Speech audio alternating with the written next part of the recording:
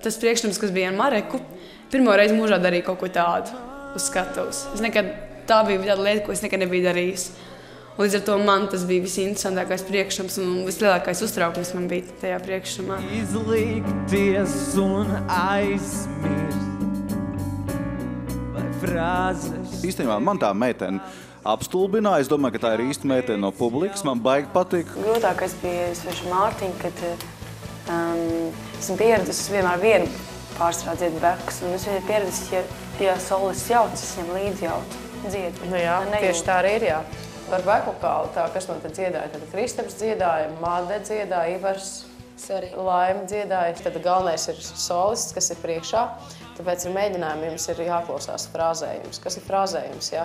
Nedrīkst tā, ka viens pats tu to rimdiņu nobeidz. Es baigi droši, es kā solists dziedu. Nē, tagad tev ir jāklausās tas, kas ir priekšā. Man patika, jā, ka Dannai, Kristaps, tiešām viņi bija ļoti, tā likās tā samēģinājuši un sadziedājušies. Es nedzirdēju vispār neko, ne monitoros, neko. Man nebija ne auss šitā vispār. Es savu kluso to vispār tur nedzirdēju. Es domāju, ko darīt. Es tik mēģinājumā tīri pēc atmiņas, ne? Man bija ieliec labāk karot iekšā, viņa sašķīst tā glāzi. Tiešām. Pirmais jautājums, ko viņi uzdeva, bija, kas jums ir reviju? Visi vērtības. Kas ir prasīts? Jā, jo vipos rakstīts kaut kas. Jau, uzmanās? Nezinu, vipos rakstīts. Man mācis teica, Nikolais, kādu nav. Kaut kur arī šitās tausmas. Bet mīlīši, jūs zināt, ka jūs labi izskatījāties. Vienkārši tā, ka jūs uz bekus dziedējat. Bet jūs vienkārši no vienas. Es saku, jūs būtu tik labi pārējais. Nē, vienkārši, jūs abi divi pilnīgi. Tā no vienas materiāla tā visi. Vienām divi.